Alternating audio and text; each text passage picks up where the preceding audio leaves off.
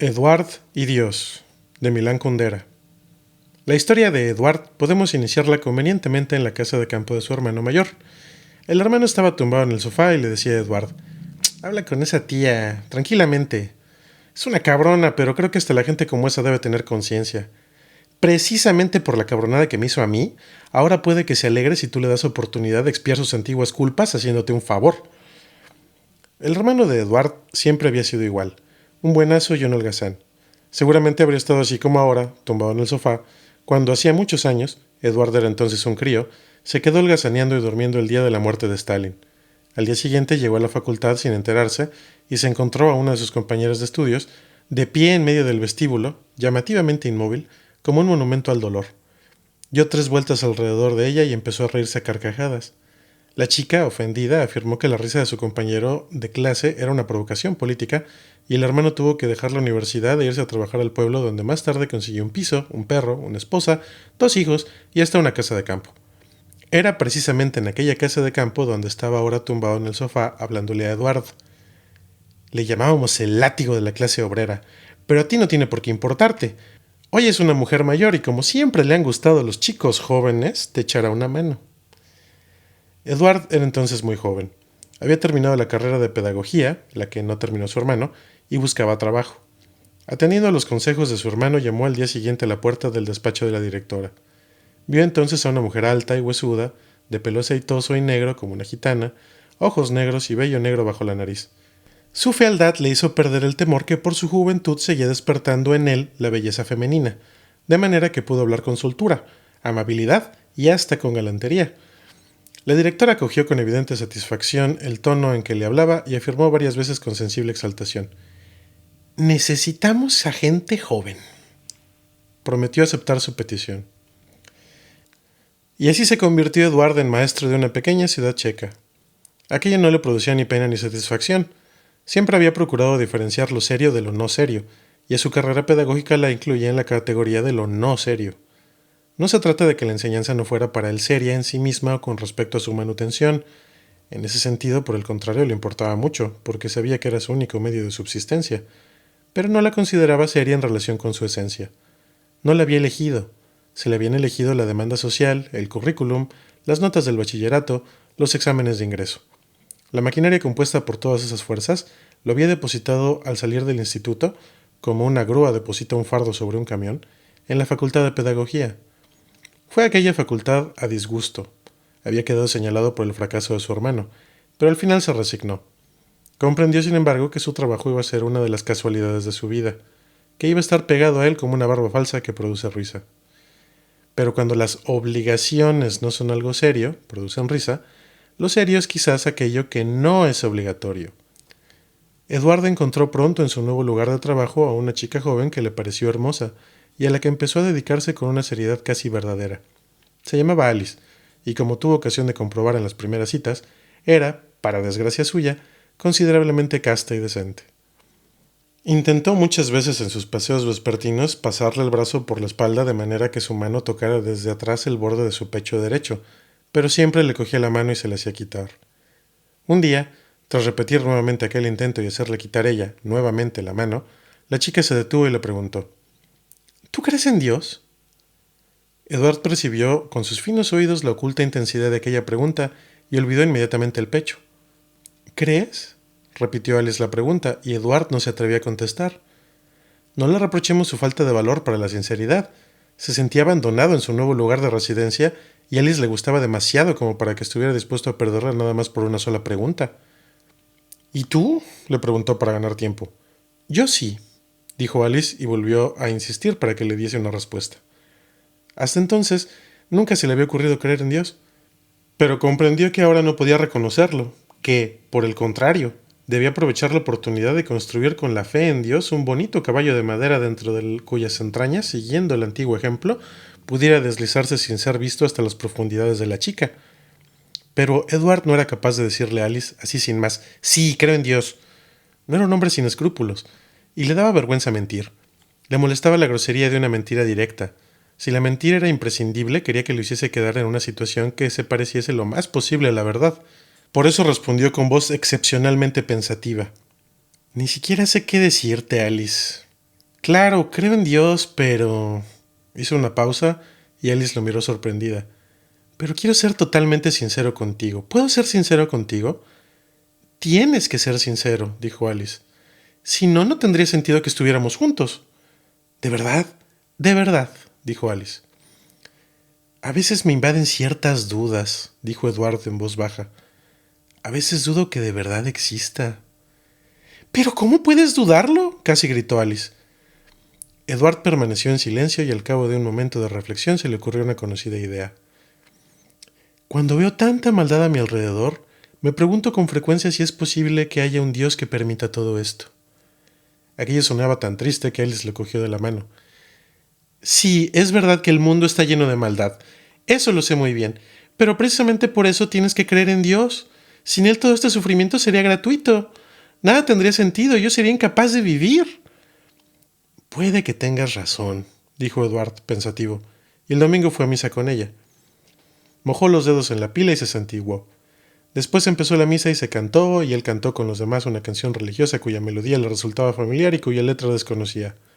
Por eso, en lugar de las palabras correspondientes, recurrió a diversas vocales, entonando siempre una fracción de segundo después que los demás, porque tampoco conocía la melodía más que de una forma vaga. En cambio, cuando comprobaba que el tono era el correcto, hacía sonar su voz con toda su fuerza. Así que por primera vez en su vida pudo comprobar que tenía una hermosa voz de bajo. Después todos empezaron a rezar el Padre Nuestro y algunas señoras mayores se arrodillaron. No pudo resistir la tentación y él también se arrodilló en el suelo de piedra. Hacía la señal de la cruz con potentes movimientos de brazos y experimentaba la fabulosa sensación de poder hacer algo que no había hecho en la vida, que no podía hacer ni en clase ni en la calle, en ningún sitio. Se sentía maravillosamente libre. Cuando todo terminó, Alice lo miró con ojos radiantes. ¿Todavía puedes decir que dudas de él? No, dijo Eduardo. Y él les dijo, me gustaría enseñarte a amarle como yo le amo. Estaban de pie en las amplias escaleras por las que se salía de la iglesia y el alma de Eduardo estaba llena de risa. Por desgracia, en ese preciso momento pasó por allí la directora del colegio y los vio. 3. Era un desastre. Hemos de recordar, para aquellos a quienes se les escapen las circunstancias históricas del relato, que, si bien a la gente no le estaba prohibido ir a la iglesia, la visita no estaba exenta de cierto peligro. No es difícil entenderlo. Quienes han participado en eso a lo que se le llama revolución, alimentan en su interior un gran orgullo que se denomina estar del lado bueno del frente.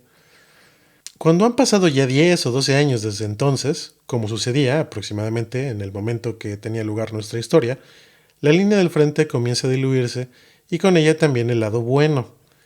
No es de extrañarse que los partidarios de la revolución se sientan engañados y busquen por eso rápidamente frentes de recambio. Gracias a la religión pueden entonces, como ateos contra creyentes, volver gloriosamente a estar del lado bueno, conservando así el acostumbrado y preciado patetismo de su superioridad. Pero, a decir verdad, a los otros también les vino bien el frente de recambio, y no anticipamos excesivamente los acontecimientos al confesar que entre estos se encontraba precisamente Alice. Así como la directora quería estar del lado bueno, Alice quería estar del lado contrario. Durante la revolución, al papá de Alice le habían nacionalizado la tienda y Alice odiaba a quienes le habían hecho eso. Pero ¿cómo podía manifestarlo? ¿Debía coger un cuchillo e ir a vengar a su padre? Eso no suele hacerse en Bohemia. Pero Alice tenía un modo mejor de manifestar su posición contraria. Empezó a creer en Dios. Así Dios venía en ayuda de ambos bandos, que ya casi estaban a punto de perder los motivos vivos de sus banderías. Y gracias a él, Edward se encontró entre dos fuegos. Cuando el lunes por la mañana la directora se acercó a Edward en la sala de profesores, se sentía muy inseguro. Ya no podía invocar la atmósfera amistosa de su primera conversación porque desde entonces, por culpa de su ingenuidad o de su despreocupación, no había seguido con sus conversaciones galantes. Por eso la directora podía con todo derecho dirigirse a él con una sonrisa demostrativamente fría. Ayer nos vimos, ¿no es verdad? Sí, nos vimos, dijo Edward. La directora prosiguió. No comprendo cómo un hombre joven puede ir a la iglesia. Edward se encogió de hombros sin saber qué decir y la directora hizo con la cabeza un gesto de perplejidad. ¡Un hombre joven! Fui a mirar el interior barroco del edificio, dijo Edward a modo de disculpa. Ajá, dijo la directora irónicamente. No sabía que se interesase tanto por el arte. Esta conversación no le resultó a Edward nada agradable. Se acordó de cuando su hermano había dado 3 vueltas alrededor de su compañera de curso y se había reído a carcajadas. Le pareció que se repetía la historia familiar y sintió miedo. El sábado llamó por teléfono a Alice para disculparse porque estaba constipado y no podía ir a la iglesia. «Ay, parece que eres muy delicado», le reprochó después del domingo Alice, y a Edward le dio la impresión de que no había efecto en sus palabras. Por eso empezó a contarle, de una forma oscura y confusa porque le daba vergüenza reconocer su miedo y las verdaderas causas de éste, las injusticias que se cometían con él en el colegio. Le habló de la horrible directora que lo perseguía sin motivo. Quería darle lástima y que lo compadeciera, pero Alice dijo: «En cambio, mi jefa es estupenda», y empezó a contarle entre risitas historias de su trabajo. Eduardo oía su alegre voz y estaba cada vez más entristecido. 4. Señoras y señores, aquellas fueron semanas de padecimientos. Edward sentía por Alice un deseo endiablado. El cuerpo de ella lo excitaba y precisamente ese cuerpo le era totalmente inaccesible. También eran fuente de padecimiento los escenarios en los que tenían lugar sus encuentros. O bien vagaban 1 o 2 horas por las calles en penumbras o iban al cine. Lo reiterativo y las ínfimas posibilidades eróticas de ambas variantes, otras no había, hicieron pensar a Edward que quizá alcanzaría éxitos más significativos con Alice si pudiese encontrarse con ella en otro ambiente. Por eso le propuso una vez, con cara de inocencia, ir el sábado y el domingo a visitar a su hermano que tenía una casa de campo en un valle boscoso, junto al río. Le describió con entusiasmo las inocentes bellezas naturales, pero como Alice, en todo lo demás ingenua y confiada, adivinó astutamente sus intenciones, las rechazó de plano. Y es que no era Alice quien las rechazaba, era el mismísimo, eternamente vigilante y despierto Dios de Alice. Aquel Dios había sido creado a partir de una única idea, carecía de otros deseos o pensamientos, prohibía las relaciones extramatrimoniales. Era por lo tanto un Dios bastante ridículo, pero no nos riamos de ello de Alice. De los 10 mandamientos que Moisés transmitió a la humanidad, 9 no corrían en su alma el menor peligro, porque Alice no tenía ganas de matar, ni de no honrar a su padre, ni de desear a la mujer de su prójimo. Solo había un mandamiento que ella sintiera como problemático y, por tanto, como un inconveniente real y una tarea. Era aquel famoso sexto no fornicar. Si quería realizar de alguna forma su fe religiosa, demostrándola y poniéndola a prueba, tenía que apoyarse precisamente en ese único mandamiento, con lo cual convertía para sí a aquel Dios oscuro, difuminado, abstracto, en un Dios completamente definido, comprensible y concreto. El Dios de la no fornicación. Díganme, por favor, ¿dónde comienza la fornicación? Cada mujer determina aquí la frontera según sus criterios totalmente misteriosos. Alice no tenía inconveniente alguno en permitir que Edward la besase, y tras muchos y muchos intentos finalmente se resignó a que le acariciase los pechos. Pero en medio de su cuerpo, pongamos por caso el nivel del ombligo, trazó una línea precisa que no admitía compromisos, más allá de la cual se extendía el territorio de las prohibiciones divinas, el territorio del rechazo de Moisés y de la ira del Señor. Edward empezó a leer la Biblia y a estudiar la literatura teológica básica. Decidió luchar contra Alice con sus propias armas. Alice, le dijo más tarde, si amamos a Dios, nada nos está prohibido. Si deseamos algo es porque Él lo permite. Lo único que quería Jesucristo es que todos nos rigiéramos por el amor. Sí, dijo Alice, pero por uno distinto al que tú piensas. Amor no hay más que uno, dijo Edward. Eso te vendría muy bien, dijo Alice. Pero Dios estableció determinados mandamientos y por ellos hemos de regirnos. Claro, el Dios del Antiguo Testamento, dijo Edward, pero no el Dios de los cristianos. ¿Qué dices? Si no hay más que un solo Dios, respondió Alice. Sí, dijo Edward, pero los judíos del Antiguo Testamento lo interpretaron de una manera y nosotros de otra. Antes de la llegada de Cristo, el hombre tenía que respetar ante todo cierto sistema de mandamientos y leyes. Su vida interior ya no era tan importante. Pero para Cristo las diversas prohibiciones y estipulaciones eran algo externo. Para él lo principal era la forma de ser del hombre en su interior. Si el hombre se rige por su vida interior, fervorosa y llena de fe, todo lo que haga estará bien y complacerá a Dios. Por eso dijo San Pablo, todas las cosas son limpias a los limpios. Habría que saber si tú eres precisamente uno de esos limpios, dijo Alice. Y San Agustín, continuó Edward, dijo, ama a Dios y haz lo que te plazca. ¿Lo entiendes, Alice? Ama a Dios y haz lo que te plazca. Pero es que lo que a ti te place nunca me place a mí, respondió Alice. Y Edward comprendió que su ataque teológico había fracasado por esta vez. Por eso dijo, tú no me quieres. Te quiero, dijo Alice con tremenda concreción, y por eso no quiero que hagamos algo que no debemos hacer. Como ya dijimos, fueron semanas de padecimientos, y los padecimientos eran aún mayores porque el deseo que Edward sentía por Alice no era ni mucho menos solo el deseo de un cuerpo por otro cuerpo. Al contrario, cuanto más lo rechazaba el cuerpo, más nostálgico y dolido se volvía, y más deseaba su corazón. Pero ni el cuerpo ni el corazón de ella querían saber una palabra de eso.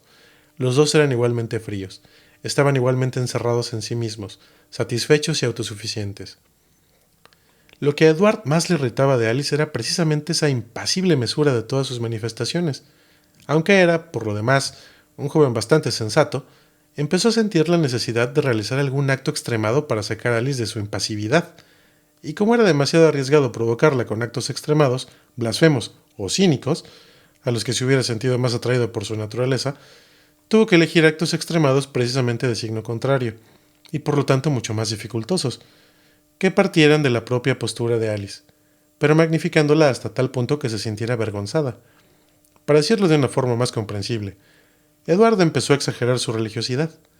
No dejaba de ir ni una sola vez a la iglesia, el deseo que sentía por Alice era mayor que el miedo a los problemas, y se comportaba con extravagante humildad.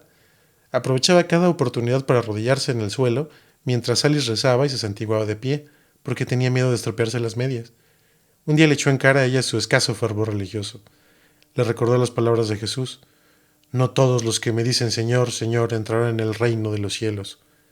Le echó en cara que su fe era formal, externa, vacía. Le echó en cara su comodidad. Le echó en cara que estaba demasiado satisfecha de sí misma. Le echó en cara que no se fijaba en quienes la rodeaban, solo en sí misma. Y mientras le hablaba de ese modo, Alice se había visto sorprendida por su ataque y se defendía a duras penas. Se encontró de frente con una cruz. Una vieja cruz de metal en mal estado, con un Cristo de lata oxidada, en la esquina de la calle.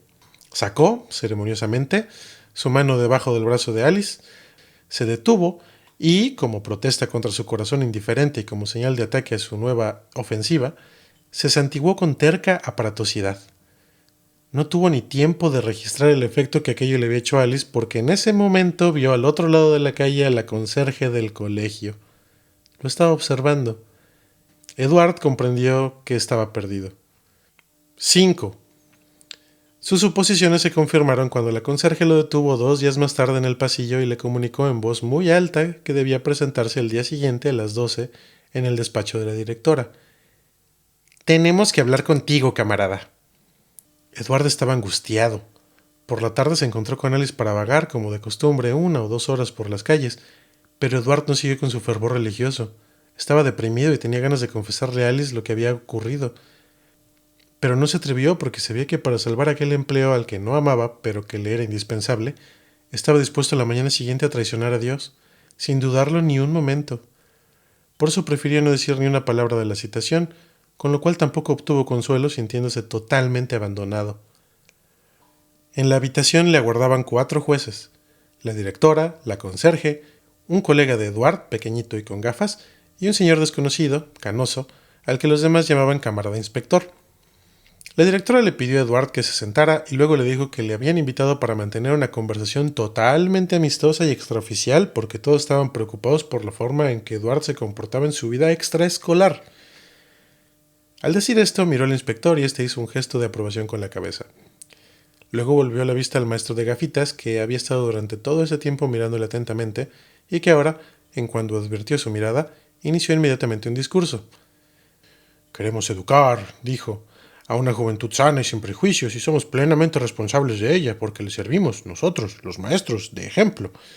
Por eso no podemos tolerar en nuestras aulas la presencia de santurrones». Desarrolló esta idea durante mucho tiempo y finalmente afirmó que la conducta de Eduardo era una vergüenza para todo el colegio. Hacía tan solo unos minutos, Eduardo estaba convencido de que iba a abjurar del Dios que recientemente había adquirido, confesando que lo de ir a la iglesia y santiguarse en público no era más que una pantomima. Pero ahora, de cara ante la situación real, sintió que no podía hacerlo. No era posible decirle a estas 4 personas tan serias y llenas de preocupación que no se habían preocupado más que por un malentendido, por una especie de estupidez. Comprendía que con ello involuntariamente se estaría riendo de su seriedad, y también era consciente de que de lo único que esperaban ahora de él eran excusas y disculpas, y que estaban preparados de antemano a rechazarlas. Comprendió, de pronto, no había tiempo para prolongar las reflexiones, de que lo más importante en este momento era parecerse lo más posible a la verdad, o para ser precisos, parecerse a la imagen que se habían hecho de él. Para conseguir modificar hasta cierto punto esa imagen tenía que hacerles también hasta cierto punto el juego. Por eso dijo: camaradas, ¿puedo hablar con sinceridad? Claro, dijo la directora, para eso estamos aquí. ¿Y no se van a enfadar? Hable, hable, dijo la directora. Bien, se lo confesaré, dijo Edward. Yo creo de verdad en Dios. Miró a sus jueces y le pareció que todos habían suspirado de satisfacción. La conserje fue la única en atacar. ¿En la época actual, camarada? ¿En la época actual? Edward prosiguió. Sabía que se iban a enfadar si les decía la verdad, pero no sé mentir. No pretendan que les mienta. La directora dijo, con suavidad: nadie pretende que usted mienta. Hace bien en decir la verdad. Pero dígame, ¿cómo puede creer en Dios un hombre joven como usted? Hoy cuando somos capaces de volar hasta la luna, se enfadó el maestro. No puedo evitarlo, dijo Edward. Yo no quiero creer en él. De verdad, no quiero. ¿Cómo es posible que crea si no quiere? Tomó parte en la conversación en un tono extraordinariamente amable el señor Canoso. No quiero creer, pero creo, repitió Edward en voz baja su confesión. El maestro se rió. Pero eso es una contradicción. Camaradas, es tal como se lo digo, afirmó Edward. Sé perfectamente que la fe en Dios nos aleja de la realidad. ¿A dónde iría a parar el socialismo si todos creyesen que el mundo está en manos de Dios? Nadie haría nada y todos confiarían únicamente en Dios. Precisamente, dijo la directora. Nadie ha demostrado aún que Dios exista, afirmó el maestro de gafitas. Edward continuó. La historia de la humanidad se diferencia de la prehistoria porque la gente se ha apoderado de su propio destino y ya no necesita a Dios. La fe en Dios conduce al fatalismo, dijo la directora. La fe en Dios pertenece a la Edad Media, dijo Edward. Y después volvió a decir algo la directora, y dijo algo el maestro, y dijo algo Edward, y algo el inspector, y todos se complementaban armónicamente, hasta que por fin el maestro explotó interrumpiendo a Edward. ¿Y entonces por qué te santiguas en la calle si sabes todo eso? Edward lo miró con una mirada inmensamente triste y dijo: ¿por qué cree en Dios? ¡Pero es una contradicción!, repitió satisfecho el maestro. Sí, reconoció Edward, lo es. Es una contradicción entre el saber y la fe. El saber es una cosa y la fe otra. Yo reconozco que la fe en Dios nos conduce al oscurantismo. Reconozco que sería mejor que no existiese. Pero es que yo aquí dentro, señaló con un dedo su corazón, siento que existe. Por favor, camaradas, se lo digo tal como es. Es mejor que lo confiese porque no quiero ser un hipócrita. Quiero que ustedes sepan de verdad cómo soy. Y agachó la cabeza. La inteligencia del maestro no era de mayor estatura que su cuerpo. No sabía que hasta para el más severo de los revolucionarios, la violencia no es más que un mal necesario, mientras que el verdadero bien de la revolución es la reeducación. Él, que había adoptado las convicciones revolucionarias de un día para el otro, no gozaba de las simpatías de la directora y no se percataba de que Edward, quien se había puesto a disposición de sus jueces como un complejo pero maleable objeto de reeducación, tenía un valor 1000 veces superior al suyo. Y como no se percataba de ello, atacó ahora salvajemente a Edward, afirmando que las personas que son incapaces de romper con las creencias medievales forman parte de la Edad Media y deben abandonar la escuela actual. La directora esperó a que terminara de hablar para expresar su recriminación. No me gusta que corten cabezas. El camarada ha sido sincero y nos ha contado las cosas como son. Debemos valorar su actitud. Después se dirigió a Edward.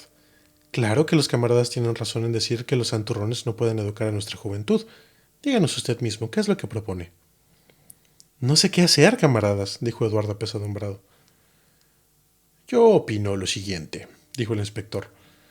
La lucha entre lo viejo y lo nuevo no solo tiene lugar entre las clases, sino también en el interior de cada persona.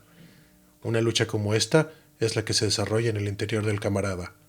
La razón le dice una cosa, pero el sentimiento le hace retroceder. Tienen ustedes que ayudar al camarada para que su razón triunfe. La directora hizo un gesto de asentimiento. Después dijo: yo misma me haré cargo de él. 6. De manera que Eduardo había alejado el peligro más inminente. El futuro de su carrera pedagógica estaba ahora exclusivamente en manos de la directora, y él lo constataba con cierta satisfacción.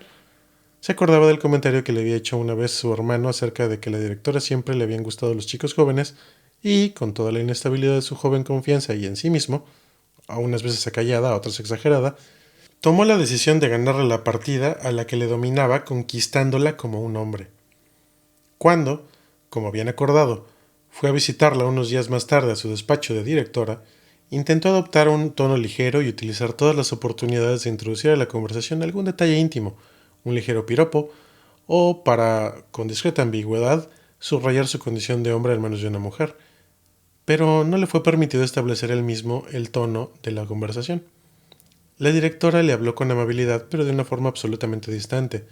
Le preguntó qué leía y después citó ella misma los títulos de algunos libros y le recomendó que los leyese, porque evidentemente pretendía iniciar un trabajo a largo plazo para modificar su forma de pensar. Aquel breve encuentro terminó con una invitación a visitarla a su casa. El distanciamiento de la directora hizo que la confianza de Eduardo en sí mismo se desinflara, de modo que entró en su apartamento con humildad y sin la intención de dominarla con su encanto varonil. Ella le invitó a sentarse en el sillón y adoptó un tono muy amistoso. Le preguntó que qué quería tomar. ¿Café? Dijo que no. ¿Entonces algún licor? Se quedó casi perplejo. ¿Si tiene coñac?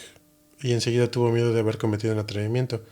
Pero la directora dijo amablemente: No, coñac no, solo tengo un poco de vino.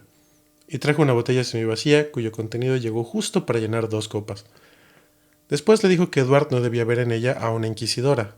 Todo el mundo tiene naturalmente derecho en su vida a creer lo que considere correcto. Claro que otra cosa es, añadió de inmediato, si en tal caso vale o no vale para maestro. Por eso tuvieron, aunque a disgusto, que convencer a Edward para hablar con él y quedaron muy contentos, al menos ella y el inspector, de que hablase abiertamente y no ocultase nada. Dijo que después había estado hablando largo rato de Edward con el inspector y que habían decidido que al cabo de medio año volverían a reunirse con él. Hasta entonces la directora debía ayudarle con su influencia, y volvió a subrayar que solo pretendía ayudarle amistosamente, y que no era un inquisidor ni un policía. Recordó al maestro que había atacado tan violentamente a Eduardo y dijo: Ese no sabe ni lo que dice y por eso está dispuesto a mandar a los demás a la hoguera. Y la conserje también va diciendo por todas partes que estuvo usted terco y atrevido y que no dio su brazo a torcer. No hay manera de convencerla de que no hay que expulsarle del colegio. Yo no estoy de acuerdo con ella, por supuesto, pero tampoco hay que extrañarse. A mí tampoco me gustaría que a mis hijos les diera clase a alguien que se santigua públicamente en la calle. De esta manera la directora le expuso a Edward en un único chorro de palabras tanto las atractivas posibilidades de su caridad como las amenazadoras posibilidades de su severidad, y después, para demostrar que el encuentro era realmente amistoso, cambió de tema. Empezó a hablar de libros. Condujo a Edward a la biblioteca, se derritió al hablar del alma encantada de Roland y se enfadó por él por no haberlo leído. Más tarde le preguntó qué tal le iba en el colegio y tras recibir una respuesta convencional se puso a hablar de ella misma durante mucho tiempo. Dijo que estaba agradecida por el trabajo que le había deparado el destino, que le gustaba su trabajo en el colegio porque al educar a los niños estaba en realidad en permanente contacto con el futuro, y que solo el futuro puede, a fin de cuentas, justificar todo el sufrimiento que, dijo, podemos ver. Sí, hay que reconocerlo, a nuestro alrededor. Si no supiera que vivo para algo más que para mi propia vida, creo que sería absolutamente incapaz de vivir. Aquellas palabras sonaban de pronto con mucha veracidad, y no quedaba claro si la directora pretendía con ellas confesarse o iniciar la esperada polémica ideológica sobre el sentido de la vida. Edward decidió que era mejor interpretarlas en un sentido íntimo, y por eso preguntó en voz baja y discreta: ¿Y su propia vida? ¿Mi vida?, repitió ella. En su cara apareció una amarga sonrisa, y en ese momento Edward casi sintió pena. Era enternecedoramente horrenda. El pelo negro ensombrecía su cara alargada y huesuda, y el vello negro que tenía bajo la nariz adquiría la expresividad de un bigote. De pronto se imaginó toda la tristeza de su vida. Percibía sus rasgos agitanados, que evidenciaban su sensualidad, y percibía su fealdad, que evidenciaba la imposibilidad de que esa sensualidad se realizase. Se la imaginaba transformándose apasionadamente en una estatua viviente del dolor ante la muerte de Stalin, asistiendo apasionadamente a cientos de miles de reuniones, luchando apasionadamente contra el pobre Jesús, y comprendió que todos aquellos no eran más que tristes causas de recambio para su deseo, que no podía discurrir por donde quería. Eduardo era joven y su compasión aún no estaba gastada. Miraba a la directora con comprensión. Ella, en cambio, como si se avergonzase por su silencio inintencionado, le dio a su voz una ágil entonación y continuó: Pero eso, Edward, no tiene la menor importancia. El hombre no vive solo para sí mismo. Vive siempre para algo. Lo miró más fijamente a los ojos. Lo que importa es para qué se vive. ¿Para algo real o para algo inventado? Dios es una hermosa invención, pero el futuro de la gente, Edward, eso es la realidad. Y yo siempre he vivido para eso. A eso lo he sacrificado todo. Incluso frases como estas les decía con tal convicción íntima que Edward no dejaba de sentir aquella comprensión humanitaria que se había despertado dentro de él hacía un momento. Le pareció ridículo estar mintiendo a otra persona, a su prójimo, así, cara a cara, y pensó que aquel momento de intimidad de la conversación le ofrecía la oportunidad de deshacerse finalmente de ese indigno, y además difícil, papel de creyente. Pero si yo estoy completamente de acuerdo con usted, respondió con rapidez. Yo también prefiero la realidad, lo de mi religión no se lo tome tan en serio. Y inmediatamente se da cuenta de que no hay que dejarse llevar por un sentimiento alocado. La directora lo miró y dijo con notable frialdad. No finja. Me gustaba cuando era sincero. Ahora está tratando de hacerse pasar por algo que no es. No. A Edward no le estaba permitido quitarse el ropaje religioso que se había puesto. Se resignó rápidamente a ello y procuró corregir la mala impresión. Pero no pretendía aparentar. Por supuesto que creo en Dios, eso nunca lo negaré. Lo único que quería decir es que también creo en el futuro de la humanidad, en el progreso y en todo eso. Si no creyese en eso, ¿para qué serviría todo mi trabajo como maestro? ¿Para qué iban a nacer los niños y para qué íbamos a vivir? Pero estaba pensando precisamente en que también la voluntad divina quiere que la sociedad vaya cada vez mejor. Estaba pensando que uno puede creer en Dios y en el comunismo, que se pueden unir las dos cosas. No, sonrió la directora con maternal autoritarismo. Esas dos cosas no se pueden unir. Ya sé, dijo Eduard con tristeza. No se enfade conmigo. No me he enfadado. Es un joven y defiende con terquedad sus convicciones. Nadie podrá comprenderlo mejor que yo. Yo también he sido joven como usted. Yo sé lo que es la juventud, y su juventud me gusta. Me es usted simpático. Por fin había llegado la oportunidad. Ni antes ni después, sino precisamente ahora. Exactamente en el momento preciso. No lo había determinado él. Más bien podía decirse que aquel momento lo había utilizado a él para poder realizarse. Cuando la directora dijo que él era simpático, respondió sin excesiva expresividad. Usted a mí también. ¿De verdad? De verdad. No me diga, una mujer vieja como yo, protestó la directora. Eso no es cierto, tuvo que decir Eduard. Sí que lo es, dijo la directora. No es usted vieja en absoluto, tuvo que decir con un gesto decidido. ¿Usted cree? Da la casualidad de que me gusta mucho. No mienta, ya sabe que no debe mentir. No miento, es guapa. ¿Guapa? La directora puso cara de incredulidad. Sí, guapa, dijo Eduard, y como se asustó de lo descaradamente increíble que era su afirmación, trató enseguida de buscar algo en que apoyarla.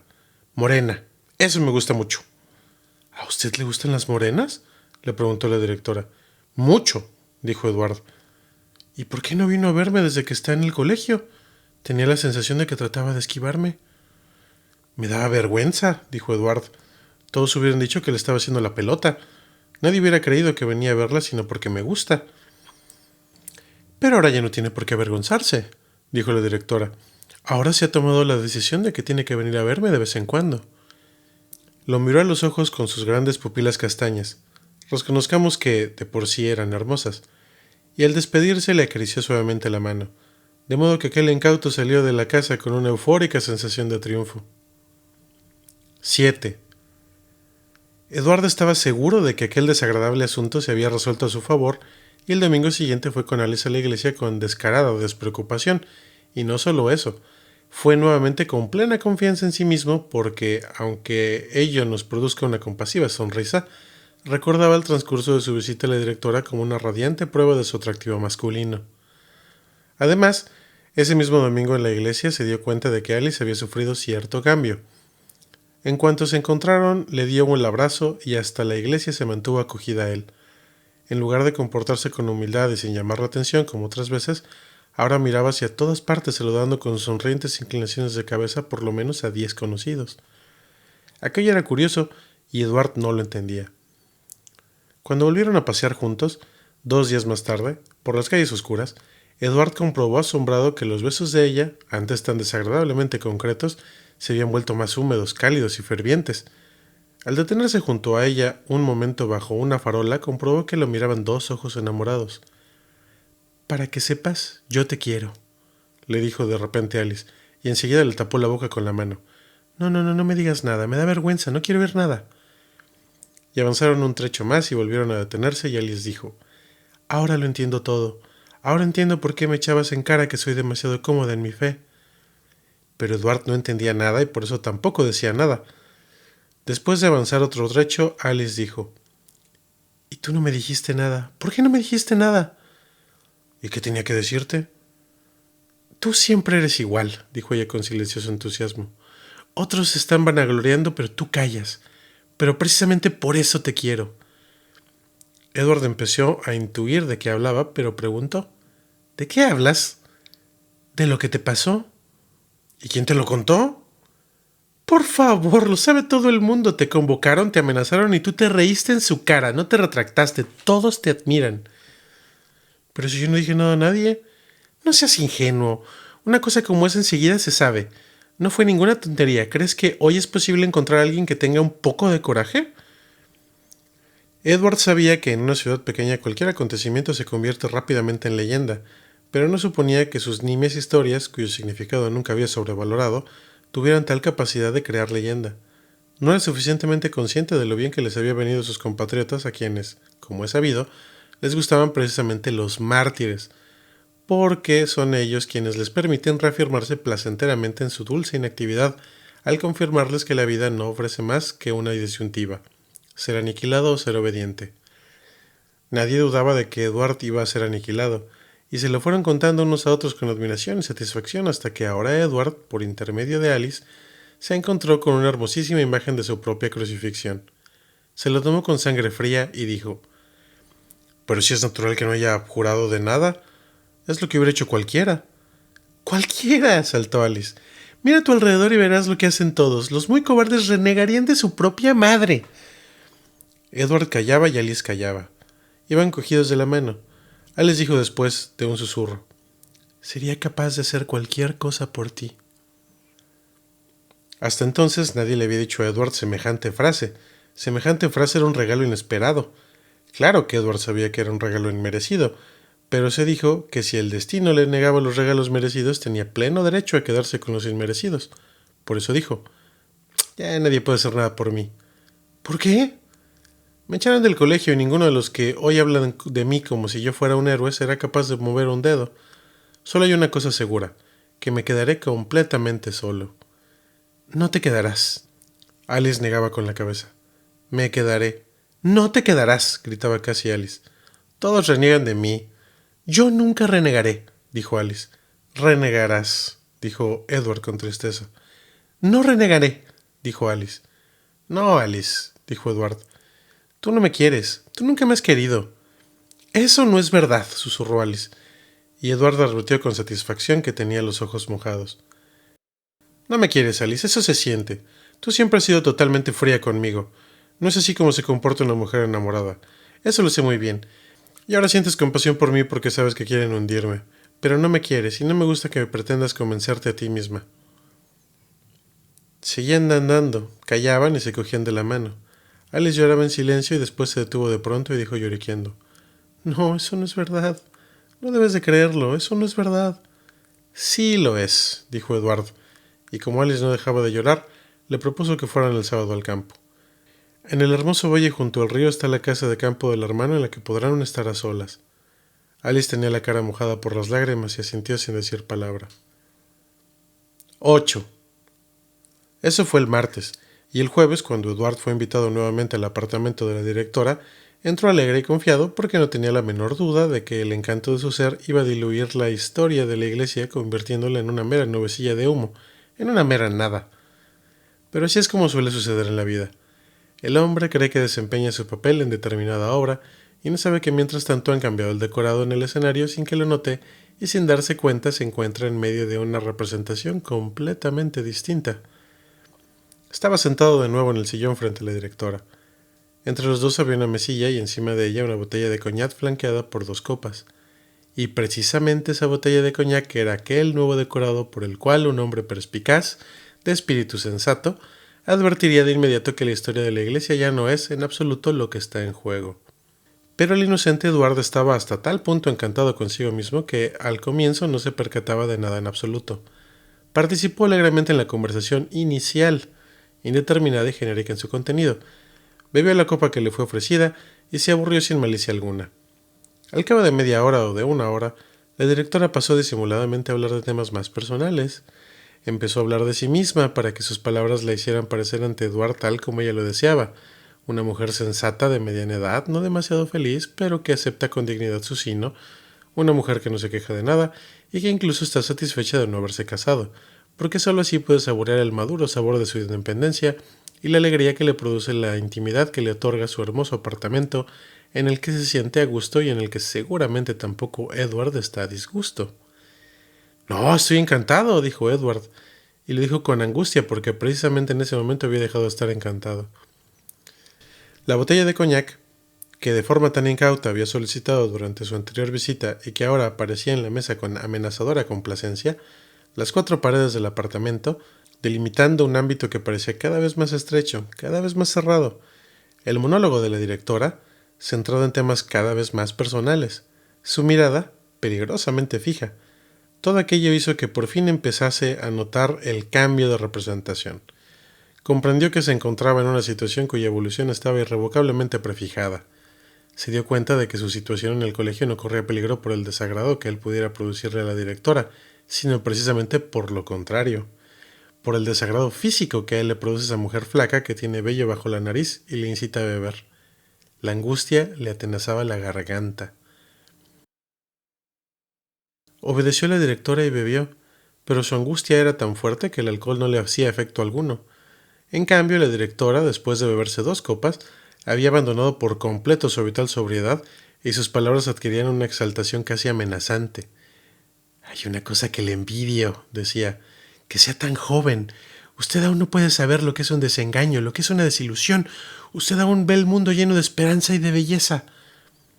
Se inclinó por encima de la mesa hacia Edward y, nostálgicamente silenciosa, con una sonrisa inmóvil y forzada, fijó en él sus ojos terriblemente grandes mientras Edward se decía que, si no conseguía emborracharse un poco, esta noche iba a terminar para él con un vergonzoso fracaso. Por eso se sirvió otra copa de coñac y la bebió con rapidez. Y la directora seguía. Pero yo quiero verle así como usted. Y después se levantó del sillón, sacó pecho y dijo, ¿verdad que no soy una pesada? ¿Verdad que no? Y dio una vuelta a la mesa y cogió a Eduard en la mano. ¿Verdad que no? No, dijo Eduard. Venga, vamos a bailar, dijo. Soltó la mano de Eduard, se lanzó hacia el botón de la radio y le dio vuelta hasta encontrar una especie de música bailable. Después se quedó de pie con una sonrisa delante de Eduard. Eduard se levantó, cogió a la directora y empezó a conducirla por la habitación al ritmo de la música. La directora a ratos apoyaba tiernamente la cabeza sobre su hombro. Después la levantaba bruscamente para mirarle a los ojos. Al cabo de un rato volvió a canturrear en voz baja la melodía que estaba sonando. Eduard se sentía tan incómodo que interrumpió varias veces el baile para beber. No había nada que deseara más que terminar con la ridiculez de aquel bailoteo interminable, pero tampoco había nada que le diera más miedo, porque la ridiculez de lo que vendría después del baile parecía aún más insoportable. Por eso siguió conduciendo a la canturreante señora por la estrecha habitación, observando ininterrumpidamente y atentamente el ansiado efecto del alcohol. Cuando por fin le pareció que el alcohol le había oscurecido un tanto la mente, apretó con la mano derecha a la directora contra su cuerpo y le puso la mano izquierda sobre su pecho. Sí, hizo precisamente aquello en lo que había estado pensando con horror durante toda la noche. Hubiera dado quién sabe qué para no tener que hacerlo, y si lo hizo, créanselo, fue solo porque realmente tuvo que hacerlo. La situación en la que se encontraba desde el comienzo de la noche era tan imparable que resultaba posible, eso sí, hacer que transcurriese más despacio, pero era imposible detenerla de ninguna manera. De modo que al poner la mano sobre el pecho de la directora, Eduard no hacía más que someterse a las órdenes de una necesidad irreversible. Pero los efectos de su actuación superaron todas las previsiones. Como si hubiera habido una mágica voz de mando, la directora empezó a retorcerse en sus brazos e inmediatamente apoyó su peludo labio superior sobre la boca de él. Después lo arrastró hacia el sofá y, retorciéndose salvajemente y respirando ruidosamente, le mordió el labio y hasta la punta de la lengua, lo cual le produjo a Edward un fuerte dolor. Después se soltó de sus brazos, dijo «¡Espera!» y corrió al cuarto de baño. Edward se lamió un dedo y comprobó que la lengua le sangraba un poco.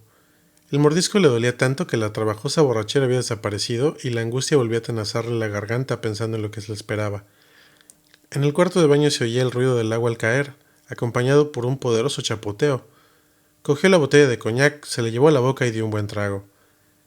Pero en ese momento apareció por la puerta la directora con un camisón de nylon transparente, adornado en el pecho con gran cantidad de encaje, y avanzó lentamente hacia Edward. Lo abrazó.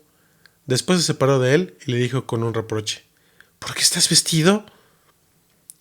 Edward se quitó la chaqueta y al mirar a la directora, tenía fijos en él sus grandes ojos, fue incapaz de pensar en otra cosa que en su cuerpo que, con probabilidad, iba a sabotear su decidida voluntad. Con la intención de estimular de algún modo su cuerpo, dijo con voz insegura: «Desnúdese del todo». Con un brusco movimiento, entusiastamente obediente, se quitó el camisón, dejando al desnudo una figura delgada, blanca, en cuyo centro el tupido color negro sobresalía en conmovedora orfandad. Se aproximaba lentamente hacia él, y Edward comprobaba horrorizado de lo que de todos modos ya sabía. Su cuerpo estaba completamente agarrotado por la angustia. Ya sé, señores, que con el paso de los años han ido acostumbrándose a alguna ocasional desobediencia de su propio cuerpo y que eso no le saca en absoluto de quicio. Pero comprendan, Edward era joven. Los sabotajes de su cuerpo le hacían caer siempre en un pánico increíble, y aquello era para él una vergüenza inexplicable, tanto si le ocurría en presencia de un rostro hermoso como si le sucedía ante uno tan horrible y cómico como era el de la directora. Y la directora estaba ya a un paso de él, y asustado y sin saber qué hacer, dijo de pronto, sin siquiera darse cuenta. Fue más bien el producto de una inspiración que el de una astuta reflexión. «No, no, no, no, por Dios, esto es pecado, esto sería pecado», y se apartó de un salto. La directora seguía aproximándose a él y murmuraba con voz profunda: «No es pecado, el pecado no existe». Edward retrocedió hasta detrás de la mesilla junto a la que habían estado sentados hacía un momento. «No, yo no puedo hacerlo, no puedo hacerlo». La directora apartó el sillón que se interponía en su camino y siguió avanzando hacia Edward sin quitarle sus grandes ojos negros de encima. «El pecado no existe, el pecado no existe». Edward sorteó la mesilla y tras él no quedaba más que el sofá. La directora estaba solo a un paso de él. Ahora ya no tenía dónde escapar y fue quizás la propia desesperación la que le aconsejó en ese instante, en que ya no había salida, que le ordenase: «¡Arrodíllate!».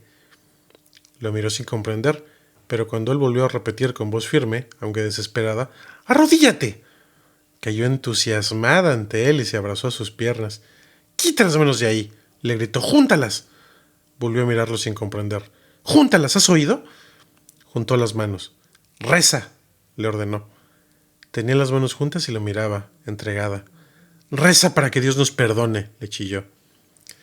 Tenía las manos juntas, le miraba con sus grandes ojos, y Edward no solo había obtenido una ventajosa prórroga, sino que al mirarla desde arriba empezó a perder la angustiosa sensación de que no era más que una presa y adquirió confianza en sí mismo. Se alejó de ella para verla por entero y volvió a ordenarle: «¡Reza!». Como permanecía en silencio, gritó: «Y en voz alta». Y en efecto, aquella señora, arrodillada, flaca, desnuda, empezó a recitar: «Padre nuestro que estás en los cielos, santificado sea tu nombre, venga a nosotros tu reino». Al recitar las palabras de la oración, miraba hacia arriba, hacia él, como si fuera el mismo Dios. La observaba con creciente placer. Estaba arrodillada ante él la directora, humillada por un subordinado. Estaba ante él una revolucionaria, desnuda, humillada por una oración. Estaba ante él una mujer que rezaba, humillada por su desnudez. Esta triple imagen de la humillación le embriagó y de pronto sucedió algo inesperado. Su cuerpo renunciaba a la resistencia pasiva. Eduardo estaba excitado. En el momento en el que la directora dijo: «Y no nos hagas caer en la tentación», se quitó rápidamente toda la ropa. Cuando dijo amén, la levantó bruscamente del suelo y la arrastró al sofá. 9. Eso fue el jueves, y el sábado Edward fue con Alice al campo a ver a su hermano. El hermano les recibió afectuosamente y les dejó la llave de la casa de campo, que no estaba lejos. Los dos enamorados se marcharon y pasaron toda la tarde recorriendo bosques y prados. Se besaron y Edward comprobó con manos satisfechas que la línea imaginaria que pasaba por el ombligo y dividía la esfera de la inocencia de la esfera de la fornicación había perdido su valor. Al principio tuvo ganas de confirmar con palabras este acontecimiento tanto tiempo esperado, pero después se asustó y comprendió que debía callar. Al parecer, su deducción fue del todo correcta. La inesperada transformación de Alice se había producido independientemente de las muchas semanas que él había dedicado a convencerla, independientemente de su argumentación, independientemente de cualquier tipo de deducción lógica. Por el contrario, se basaba exclusivamente en la noticia sobre el martirio de Edward y por tanto en un error. E incluso había sido deducida de este error de forma totalmente ilógica, porque reflexionemos, porque iba a tener como resultado la fidelidad de Edward como mártir de la fe el que Alice, por su parte, fuera infiel a la ley divina. Si Edward no había traicionado a Dios ante la comisión investigadora, ¿por qué iba a tener ella que traicionarlo ahora ante Edward? En semejante situación, cualquier reflexión pronunciada en voz alta podía descubrirle a Alice la falta de lógica de su actitud, y por eso Edward permanecía sensatamente en silencio, lo cual por otra parte no llamaba en absoluto la atención, porque Alice hablaba ya bastante, estaba alegre y nada hacía suponer que la transformación que se había producido en su alma fuera dramática o dolorosa. Cuando oscureció llegaron a la casa de campo, encendieron la luz, después hicieron la cama, se besaron y Alice le pidió entonces a Edward que apagase la luz. Pero por la ventana seguía penetrando el resplandor de las estrellas, de modo que Edward, a petición de Alice, tuvo que cerrar también las contraventanas. En completa oscuridad, Alice se desnudó y se le entregó. Tantas semanas había pasado Edward anhelando que llegase ese momento, y curiosamente, ahora, cuando por fin llegaba, no tenía en absoluto la sensación de que fuese tan importante como lo indicaba todo el tiempo que había estado esperándolo. Le pareció tan sencillo y normal que durante el acto amoroso estuvo casi distraído, intentando en vano alejar los pensamientos que le venían a la cabeza. Se acordaba de aquellas largas semanas inútiles en las que Alice le había hecho sufrir con su frialdad. Se acordaba de todos los problemas que le había causado en el colegio, de manera que, en lugar de gratitud por su entrega, empezó a sentir dentro de sí una especie de enfado y de deseo de venganza. Le irritaba pensar en la facilidad con la que traicionaba ahora a su Dios de la no fornicación, al que antes adoraba con tanto fanatismo.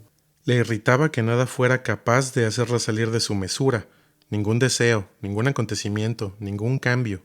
Le irritaba que lo viviese todo sin contradicciones internas, confiada y con facilidad. Y cuando aquella irritación se apoderó por completo de él, trató de hacerle el amor con furia y con rabia, para lograr que emitiese algún sonido, algún gemido, alguna palabra, algún quejido, pero no lo consiguió. La muchachita seguía en silencio y a pesar de todos los esfuerzos de él en el acto amoroso terminó igualmente en silencio y sin dramatismo.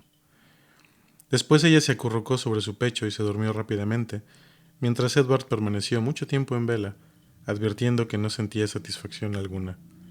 Trataba de imaginarse a Alice, pero no su aspecto físico, sino, de ser posible, todo su ser en conjunto, y de pronto se le ocurrió que la veía borrosa. Detengámonos en esa palabra. Alice, tal como Edward la había visto hasta ahora, era, pese a su ingenuidad, un ser firme y claro. La clara sencillez de su aspecto parecía corresponder sencillamente a la simplicidad de su fe, y la sencillez de su destino parecía ser la justificación de su actitud. Edward hasta ahora la había encontrado uniforme y articulada.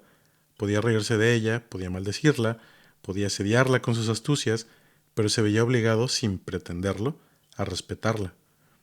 Ahora, en cambio, la imprevista trampa de la noticia falsa había desarmado la articulación de su ser, y Edward tenía la impresión de que sus opiniones no eran en realidad más que algo que estaba adherido a su destino, y su destino algo adherido a su cuerpo. La veía como una combinación casual de cuerpo, ideas y transcurso vital, como una combinación inorgánica, arbitraria e inestable. Se imaginaba a Alice, respiraba profundamente apoyada en su hombro, y veía su cuerpo por una parte y a sus ideas por otra. El cuerpo le gustaba, las ideas le parecían ridículas, y en conjunto aquello no formaba ser alguno. La veía como una raya absorbida por un papel secante, sin perfil, sin forma. El cuerpo le gustaba de verdad. Cuando Alice se levantó por la mañana la obligó a permanecer desnuda, y ella, aunque ayer mismo había insistido con terquedad en cerrar las contraventanas, porque hasta el suave resplandor de las estrellas la molestaba, ahora se había olvidado por completo de su vergüenza. Edward la observaba, brincaba alegremente buscando el paquete del té y las galletas para el desayuno, y Alice, cuando lo miró después de un rato, advirtió que estaba pensativo. Le preguntó qué le pasaba. Edward le respondió que después del desayuno tenía que ir a visitar a su hermano.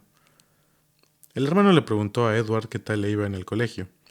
Edward dijo que bastante bien, y el hermano dijo: esa Sekachu es una cabrona, pero hacía mucho tiempo que la perdoné. La perdoné porque no sabía lo que hacía. Quería perjudicarme y en lugar de eso me ayudó a vivir estupendamente. Como agricultor ganó más, y el contacto con la naturaleza me defiende del escepticismo que sufren los habitantes de las ciudades.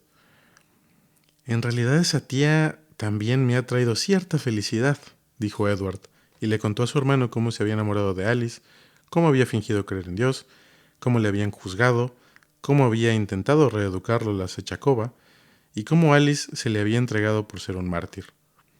Lo único que no contó fue cómo había obligado a la directora a rezar al Padre Nuestro, porque vio un gesto de desaprobación en los ojos de su hermano. Se calló y su hermano dijo: puede que tenga más de un defecto, pero hay uno que no tengo.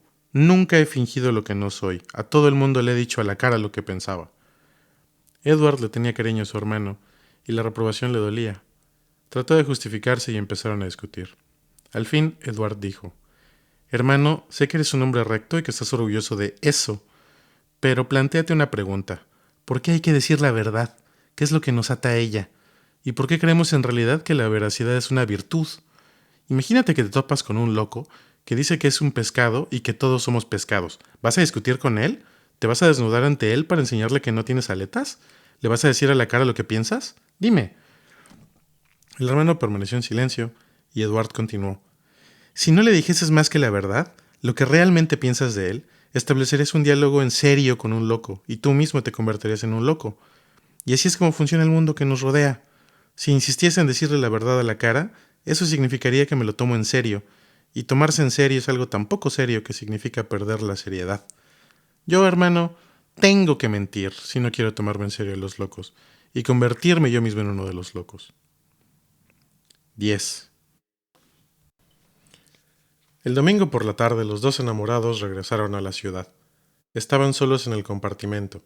La muchachita estaba otra vez charlando alegremente, y Edward se acordaba de cómo había deseado encontrar en su relación voluntaria con Alice algo serio en la vida, ya que sus obligaciones no se lo ofrecían, y advertía apenado, el tren golpeteaba idílicamente contra las uniones de los rieles, que la historia de amor que había vivido con Alice no tenía consistencia, estaba hecha de casualidades y errores, carecía de toda seriedad y de todo sentido.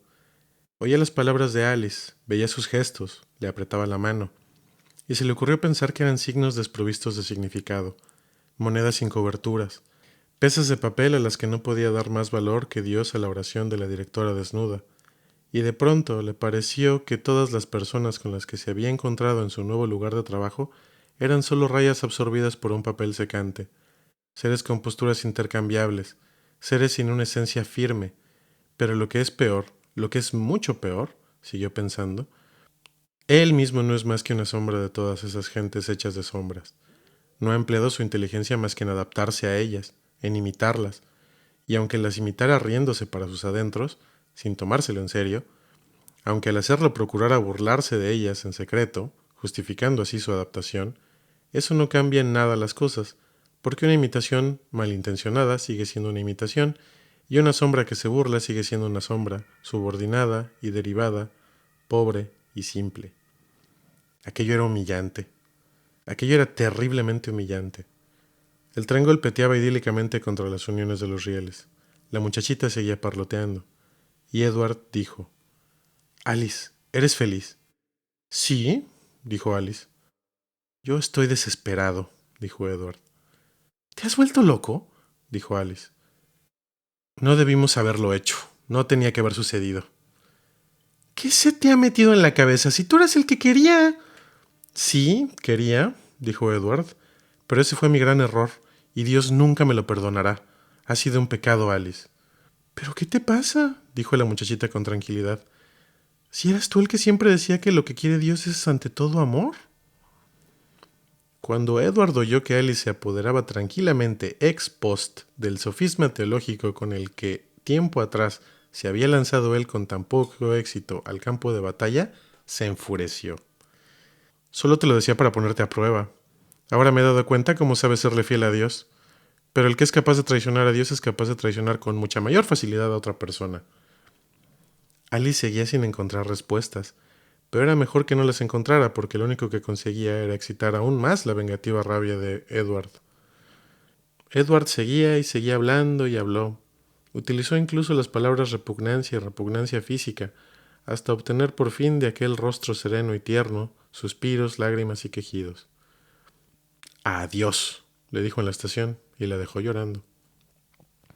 Hasta varias horas después, en casa, cuando ya había desaparecido aquella extraña rabia, no se dio plenamente cuenta de lo que había hecho.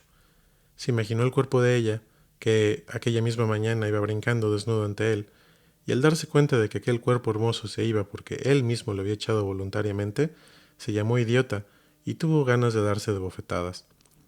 Pero lo pasado pasado estaba y ya no tenía arreglo. Además, hemos de decir, para ser sinceros, que aunque la idea de aquel hermoso cuerpo que desaparecía le produjo a Eduard ciertos sufrimientos, bastante pronto se rehizo de aquella pérdida. La escasez de relaciones amorosas que hasta hacía un tiempo le había hecho padecer y había producido nostalgia, era la escasez transitoria de quien cambia de residencia. Edward ya no sufría esta escasez. Una vez a la semana visitaba a la directora. La costumbre había liberado su cuerpo de la angustia inicial, y estaba dispuesto a seguir visitándola hasta que su situación en el colegio quedase del todo aclarada. Además procuraba dar caza, con creciente éxito, a bastantes más mujeres y chicas. Como resultado de ello, empezó a apreciar mucho más los ratos que estaba solo y se aficionó a los paseos solitarios que a veces combinaba, hagan el favor de prestar atención por última vez a esto, con visitas a la iglesia. No, no teman. Edward no se hizo creyente. Mi relato no pretende coronarse con tan forzada paradoja, pero Edward, aunque está casi seguro de que Dios no existe, se entretiene, con placer y nostalgia, en imaginárselo. Dios es pura esencia, en tanto que Edward no ha encontrado, y desde la historia de Alice y de la directora ha pasado ya buena cantidad de años, nada esencial ni en sus amores, ni en su colegio, ni en sus ideas. Es demasiado perspicaz para aceptar que ve esencialidad en lo inesencial, pero es demasiado débil para no seguir anhelando secretamente la esencialidad. Ay, señoras y señores, triste vive el hombre cuando no puede tomar en serio nada y a nadie. Y por eso Edward anhelaba a Dios, porque solo Dios está exento de la dispersante obligación de aparecer y puede simplemente ser, porque únicamente Él representa, Él solo, único e inexistente, la contrapartida esencial de este inesencial, pero por ello tanto más existente mundo. Y así Edward se sienta de vez en cuando en la iglesia y mira pensativo hacia la cúpula. Despidámonos de él precisamente en uno de esos momentos. Es por la tarde, la iglesia está silenciosa y vacía, Edward está sentado en un banco de madera y le da lástima que Dios no exista. Y precisamente en ese momento su lástima es tan grande que de las profundidades de ella surge de pronto el verdadero, vivificante rostro de Dios. Mírenlo, sí. Edward sonríe. Sonríe y su sonrisa es feliz. Consérvelo por favor en su memoria con esta sonrisa.